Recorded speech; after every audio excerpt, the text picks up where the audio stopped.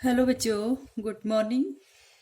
आज हम ज्ञान एवं पाठ्यक्रम में जो हमारा टॉपिक चल रहा था, विद्यालय पाठ्यक्रम संलग्नता का स्थल, उसमें विद्यालय के बारे में हमारा टॉपिक चल रहा था कि तो विद्यालय का जो दर्शन या विद्यालय का जो दार्शनिक पक्ष था उसके बारे में हमने बातें कर ली थी। आज हम पढ़ेंगे कि विद्यालय में जो प्रभावी पर्यवेक्षण किस तरह से होता है। आज का अपना टॉपिक है विद्यालय में प्रभावी पर्यवेक्षण। विद्यालय में प्रभावी पर्यवेक्षण के बारे में पढ़ना है। पर्यवेक्षण शब्द क्या होता है? सबसे पहले तो हम ये जानेंगे पर्यवेक्षण क्या होता है। विद्यालय में प्रभावी पर्यवेक्षण तो तभी जानेंगे तब हम ये जानेंगे कि पर्यवेक्षण क्या होता है। वैसे पर्यवेक्षण शब्द जो है इसको सुपरविजन भी कहते हैं। क्या कहते हैं? सुपरविजन, सुपरविजन या निरीक्षण ना। तो पर्यवेक्षण शब्द एक प्रकार से जैसे किसी चीज की निगरानी करने से संबंधित होता है। पर्यवेक्षण शब्द किससे संबंधित है? कि किसी चीज की निगरानी करने। जैसे हम कहते हैं कि वो खेतों का निरीक्षण करता है, खेतों का निरीक्षण करता है यानी कि खेतों की देखभाल करता है और उनका अवलोकन निरीक्षण कर रहा है, सुपरविजन कर रहा है, अच्छे से करता है। ठीक है, तो इस तरह से हम उसको कह सकते हैं कि वो खेतों में का पर्यवेक्षण कर रहा है। अब आता है कि पर्यवेक्षण शब्द जो है वो शिक्षा में इसका क्या महत्व है। शैक्षिक पर्यवेक्षण क्या क्या होता है?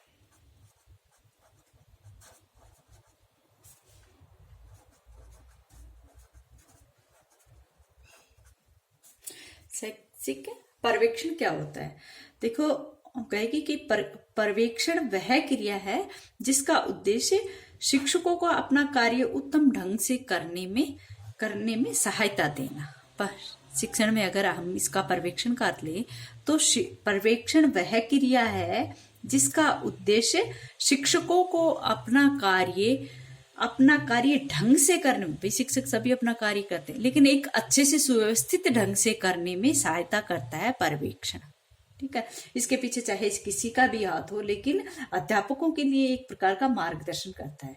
या फिर हम कहें कि एक जो पर्यवेक्षण होता है, एक अच्छा पर्यवेक्षण होता है, वो हमेशा शिक्षकों के विकास एवं विद्यार्थियों के विकास के बारे में ही सहायता करता है। ठीक है, और इससे हमारा जो अधिगम प्रक्रिया है उसमें बहुत अधिक सुधार आता है।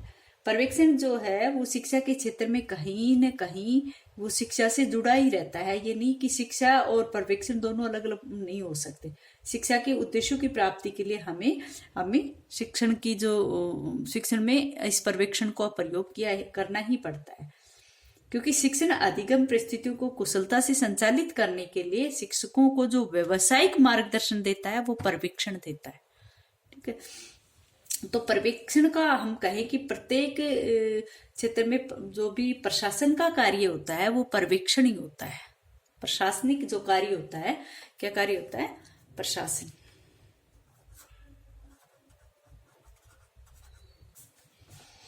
प्रशासन का जो कार्य होता है वो किसका होता है?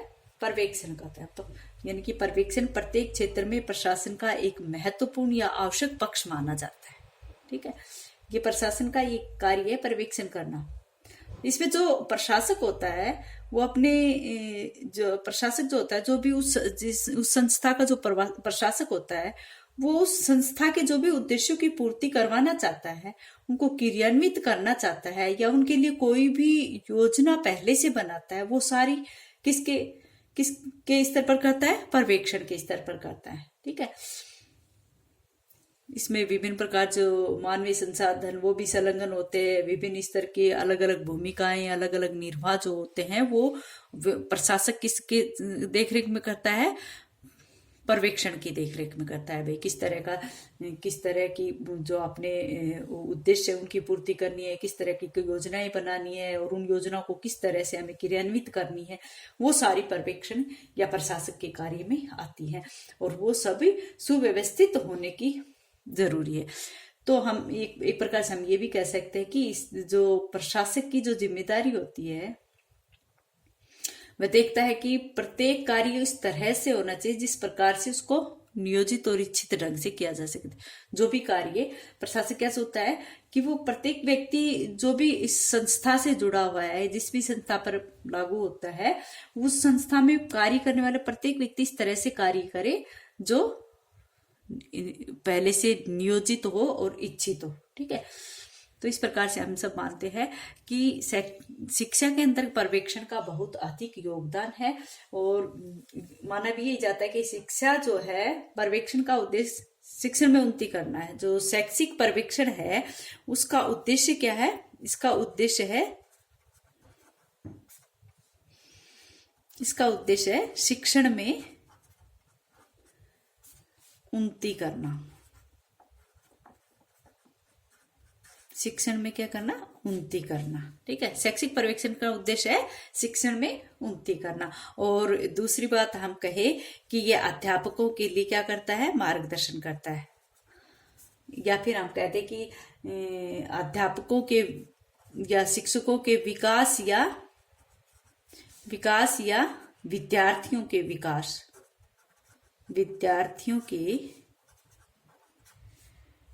विकास से संबंधित है। ठीक है, अध्यापकों के विकास या विद्यार्थियों के विकास से संबंधित है, जिससे शिक्षण प्रक्रिया जो है, अधिगम प्रक्रिया जिससे अधिगम प्रक्रिया शिक्षण प्रक्रिया जो है, शिक्षण प्रक्रिया में सुधार आता है।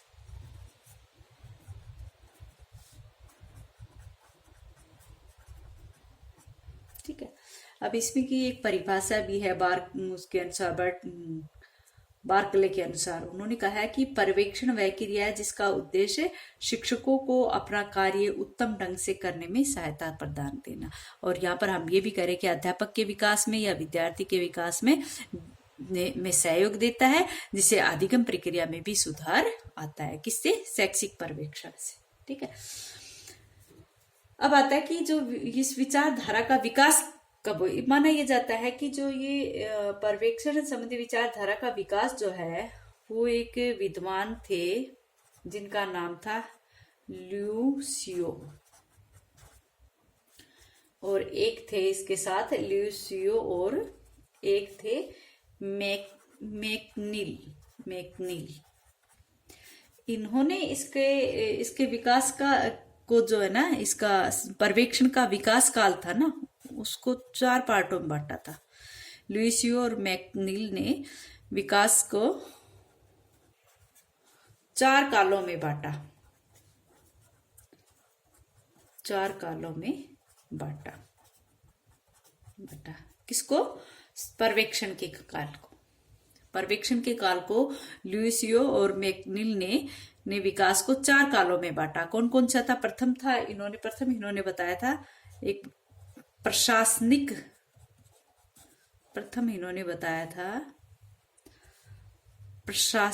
निरीक्षण काल। प्रशासनिक निरीक्षण काल 4 कालों में बांटा था इन्होंने। तो वो 4 काल कौन से? पहला है प्रशासनिक निरीक्षण काल, जिसका समय इन्होंने बताया था 1642 से 1875। प्रथम जो प्रशासनिक निरीक्षण काल था वो 1642 से लेकर 1875 का काल बताया। फिर दूसरा इन्होंने बताया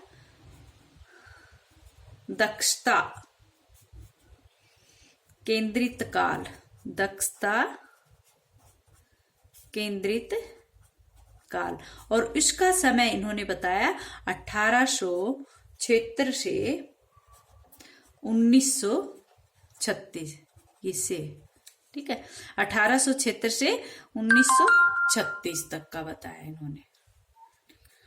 ठीक है, तीसरा जो था इन्होंने काल बताया था मानवीय संबंधों का काल। मानवीय संबंधों का काल, और इसका समय इन्होंने बताया 1936 हो लिया ना, तो 1937 से इन्होंने 1960 तक का ठीक है। और चौथा जो इन्होंने बताया वो था अनुसंधान केंद्रित काल। इसमें अनुसंधान केंद्रित काल, और उसका समय इन्होंने बताया 1960 से अब तक। कहने का अर्थ है कि ये जो वर्गीकरण ये जो किया था ये ड्यूसियो और मैकनील ने किया था। किसका? पर्यवेक्षण का। इन्होंने बताया कि पर्यवेक्षण की जो परिभाषा थी, जो शाब्दिक इनका अर्थ जो था, वो यहाँ पर अलग अलग तरह से लिया गया था। यानी कि 1642 से और 1875 तक तो इसको एक प्रशासनिक निरीक्षण काल के रूप में इसको परिभाषित किया गया था, इसको अपनाया गया था। तो शुरू में प्रशासनिक निरीक्षण काल के रूप में, इसीलिए तो कहते हैं कि प्रशासन और जो प्रशासन व्यवस्था होती है उसी के अंतर्गत ये जो सारा इसका सीमांकन होता है, इसमें से किस तरह का कौन सा कार्य किस तरह से होना चाहिए, कौन सी क्रिया योजना किस तरह से बनानी है, उसको किस तरह से क्रियान्वयन करनी, वो सारा प्रशासनिक कार्य आता है पर्यवेक्षण के अंतर्गत। ठीक है। और फिर एक दक्षता केंद्रित काल, जिसमें एक प्रकार से दक्षता प्राप्त करने के लिए इस शब्द को लिया गया था, तो वो काल था 1876 से 1936 तक। फिर तीसरे स्टेप में उन्होंने बताया कि मानवीय संबंधों का काल, इसके अंतर्गत पर्यवेक्षण का ये भी लिया गया था कि मानवीय संबंधों का पर्यवेक्षण काल जो है वो 1937 से 1960 तक। और जो वर्तमान में चल रहा है वो है अनुसंधान केंद्रित काल, यानी कि पर्यवेक्षण शब्द को अनुसंधान केंद्रित काल के रूप में अब भी यूज किया जा रहा है, अब भी इसका प्रयोग किया जा रहा है। और इसको अनुसंधान में जो भी कार्य किए जाते हैं, कहने का अर्थ है कि ये एक प्रकार से योजनाबद्ध क्या नियोजित तरीके से किया जाता है, इसलिए इसको अनुसंधान केंद्रित काल का नाम दिया गया था। अच्छा बच्चों, आज इतना ही, आगे कल